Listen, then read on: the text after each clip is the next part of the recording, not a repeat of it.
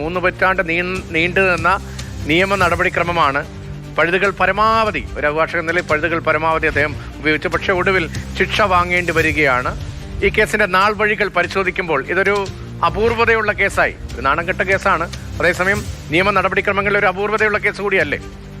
തീർച്ചയായിട്ടും ഈ വിധി കൊണ്ട് സത്യത്തിൽ ഈ കേസ് സത്യസന്ധമായി അന്വേഷിച്ച പോലീസ് ഉദ്യോഗസ്ഥന്മാർ വിൻഡിക്കേറ്റഡ് ആയിട്ടിരിക്കുകയാണ്.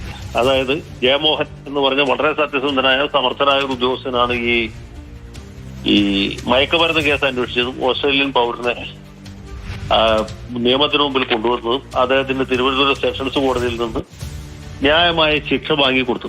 അതിനുശേഷമാണ് ഈ അട്ടിമറി നടക്കുന്നത്. ഈ തൊണ്ടി മുതൽ കോടതിയിൽ നിന്ന് മറ്റു തരത്തിൽ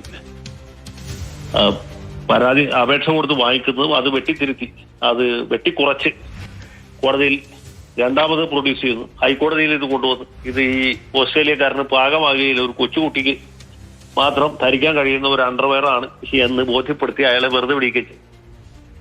അതിനുശേഷം ഈ ഓസ്ട്രേലിയൻ പൗരൻ അയാൾ ഓസ്ട്രേലിയയിലേക്ക് പോയി അവിടെ മറ്റൊരു കേസിൽ പെട്ടു. അവിടെ വെച്ച് അയാൾ കൊല ചെയ്യപ്പെട്ടു എന്നാണ് ഞാൻ മനസ്സിലാക്കുന്നത്. അന്ന് ഈ തിരുവനന്തപുരം കോടതി വിധിച്ച ശിക്ഷ അനുഭവിച്ചിരുന്നെങ്കിൽ അയാൾക്ക് മരണം സംഭവിക്കുമായിരുന്നില്ല. അയാൾക്ക് പൂജപ്പുര ജയിലിൽ 10 കൊല്ലം കഴിഞ്ഞ് അയാൾക്ക് പോകാൻ പറ്റും. അവിടെ വെച്ച് ഇയാൾ ഇത് പറയുകയും ഇത് ഇന്റർപോളിന്റെ ശ്രദ്ധയിൽപ്പെടുകയും അത് അറിയിക്കുകയും പിന്നെ ഈ ജയമോഹൻ എന്ന് പറഞ്ഞ ഉദ്യോഗസ്ഥൻ സുപ്രീം കോടതിയെ സമീപിക്കുകയും സുപ്രീം കോടതിയുടെ നിർദ്ദേശപ്രകാരം ഹൈക്കോടതി വിജിലൻസ് അന്വേഷിക്കും. അത് കഴിഞ്ഞ് വളരെ കാലം ഈ പോലീസിലും മറ്റുമൊക്കെ സമ്മർദ്ദം ചെലുത്തി ആന്റണി രാജു ഇത് പൂഴ്ത്തി വെക്കുകയും ചെയ്തു എന്നുള്ളതാണ്. അപ്പൊ മൊത്തത്തിൽ ഇതിനകത്ത് എത്ര വലിയ ഗൂഢാലോചനയാണ് നടന്നിട്ടുള്ളത് നോക്കും. ഒരു മയക്കുമരുന്ന് കേസ്, നിസാര കേസല്ല. അതിലെ തൊണ്ടി പൊട്ടിക്കും. എന്നിട്ട് പ്രതിക്ക് സംശയത്തിന്റെ ആനുകൂല്യം നേടിക്കൊടുത്ത് അയാളെ രാജ്യത്ത് നിന്ന് തന്നെ പറഞ്ഞു കൊടുത്തു.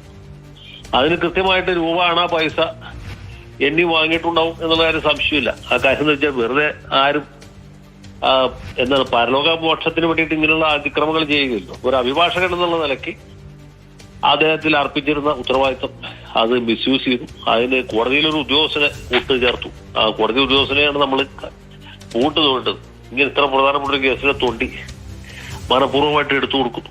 അത് കഴിഞ്ഞ് ഇദ്ദേഹം MLA ആയിട്ട് മത്സരിക്കുന്നു, ജയിക്കുന്നു.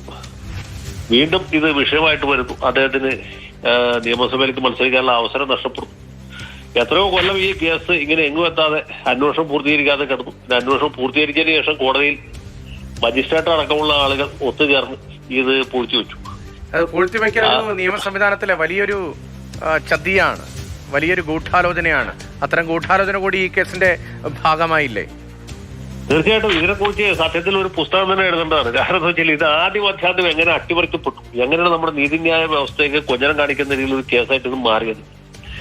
അതിലുപരി ഇത് നെടുമങ്ങാട് കോടതിയിൽ ഇതെങ്ങനെ പൂഴ്ത്തപ്പെട്ടു. തിരുവനന്തപുരത്തെ ഒരു കോടതിയിൽ നിന്ന് നെടുമങ്ങാട്ടേക്ക് മാറ്റി നെടുമങ്ങാട് കോടതിയിൽ ഇതിങ്ങനെ പൊടി പിടിച്ച് എത്രയോ കൊല്ലം കിടന്നു. ആന്റണി രാജുവിന്റെ പേര് വിളിക്കും, അദ്ദേഹത്തെ കിട്ടുന്നില്ല. വാറണ്ട് അയച്ചു, സമൻസ് അയച്ചു എന്നൊക്കെ രേഖ ഉണ്ടാക്കും, ഇത് പോകുകയില്ല. അങ്ങനെ ലോങ് പെൻഡിങ് കേസായിട്ട് കിടക്കും. ഇതുമായി ബന്ധപ്പെട്ട് നമ്മുടെ അനിൽ ഇമ്മാനുവൽ എന്ന മാധ്യമ പ്രവർത്തകൻ ഇതിന് പുറകെ നടക്കുന്നു, അതിന്റെ രേഖകൾ കിട്ടാതിരിക്കുന്നു. മജിസ്ട്രേറ്റ് അടക്കമുള്ള ആളുകൾ അദ്ദേഹത്തെ നിരുത്സാഹപ്പെടുത്തുന്നു. പിന്നെ അദ്ദേഹം ഒരുപാട് ബന്ധപ്പാടുകൾ സഹിച്ച് അതിന്റെ എല്ലാ രേഖകളും കണ്ടെത്തി കൊണ്ടുവന്നപ്പോൾ അദ്ദേഹം ജോലി ചെയ്യുന്ന ചാനൽ ഇത് പ്രസിദ്ധീകരിക്കാൻ അല്ലെങ്കിൽ ഇത് വെളിച്ചപ്പെടുത്താനായിട്ട് വിസമ്മതിക്കുന്നു. അതിനെ തുടർന്ന് അദ്ദേഹം രാജിവെച്ച് ഫേസ്ബുക്ക് വഴിക്ക് രേഖകളൊക്കെ പ്രസിദ്ധീകരിക്കുന്നു. അങ്ങനെ വീണ്ടും ഇത് പ്രക്ഷോഭത്തിലേക്ക് പോകുന്നു. പിന്നെ ആന്റണി രാജു ഹൈക്കോടതിയിൽ പോയി സ്റ്റേ വായിക്കുന്നു, സുപ്രീം കോടതിയിൽ പോകുന്നു. ഏറ്റവും അവസാനം വിചാരണ പൂർത്തീകരിച്ച് ഇപ്പൊ അദ്ദേഹത്തിന് ശിക്ഷ കിട്ടുന്ന ഒരു അവസ്ഥയിലേക്ക് എത്തിയിരിക്കുന്നു. എത്ര നാടകീയമായ രംഗങ്ങളാണ്, എത്ര മുഹൂർത്തങ്ങളാണ് ഇതിനിടയ്ക്ക് ഉണ്ടായിരുന്നത്. വളരെ അസാധാരണം. ആ കാലത്ത് ഇപ്പൊ 90കളിലൊക്കെ ചില സിനിമകളുടെ പ്രമേയം കൂടി അല്ലെങ്കിൽ സിനിമയിലെ ചില രംഗങ്ങൾ കൂടി ഇത്തരത്തിൽ കോടതിയിൽ കുറ്റവാളി രക്ഷിക്കുന്നതിന് വേണ്ടി അടിവശത്തിന്റെ വലിപ്പം കുറച്ചൊക്കെ കാണിക്കുന്നൊക്കെ ചില സിനിമകളുടെ പോലും അന്ന് അത്രത്തോളം വലിയ ചർച്ചയായ ഒരു കേസായിരുന്നു. അത്രത്തോളം വലിയ തോതിൽ രാഷ്ട്രീയമായി ഇളക്കമുണ്ടാക്കിയ കേസായിരുന്നു. പക്ഷേ പിന്നീട് കാലക്രമത്തിൽ അത് ആരൊക്കെയോ വലിയ തോതിൽ ഗൂഢാലോചന നടത്തി സഹായിക്കുന്ന ഒരു സ്ഥിതിയും ഉണ്ടായി. ഇപ്പോൾ ഒരു രാഷ്ട്രീയ നേതാവ് നിലയിൽ അല്പകാലം മന്ത്രിയാകാൻ കഴിഞ്ഞു, ഇപ്പോൾ MLA ആയി തുടർന്നു. പക്ഷേ MLA സ്ഥാനം കൂടി നഷ്ടമാവുകയല്ലേ? ഇനിയിപ്പോൾ മത്സരിക്കാനുള്ള സാഹചര്യവും പരിമിതപ്പെടുകയല്ലേ? തിരഞ്ഞെടുപ്പിലേക്ക് പോവുകയല്ലേ? ഇനി അദ്ദേഹം മത്സരിക്കുകയാണെങ്കിൽ എങ്ങനെ ജനങ്ങളുടെ മുഖത്ത് നോക്കി, എങ്ങനെ വോട്ടർമാരുടെ മുഖത്ത് നോക്കി വോട്ട് ചോദിക്കും? നിങ്ങളൊന്ന് ആലോചിച്ചു.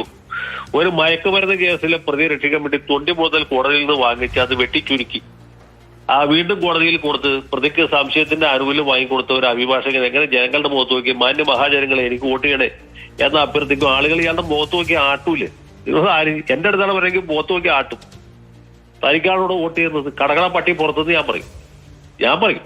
ഇത് എന്നെ പോലെ ചിന്തിക്കുന്ന ഒരുപാട് വോട്ടർമാരെ ഈ നാട്ടിലുണ്ട്. ഇത് വോട്ടർമാരെ അല്ല, നമ്മുടെ നീതിന്യായ സംവിധാനത്തെ തന്നെ പരിഹസിക്കുന്ന പരിപാടിയാണ് ചെയ്തിട്ടുള്ളത്. അപ്പൊ ഒരു കാരണവശാലും ക്ഷണ്ടവ്യമായിട്ടൊരു അപരാധമല്ല. അദ്ദേഹത്തിന് MLA സ്ഥാനം പോണം.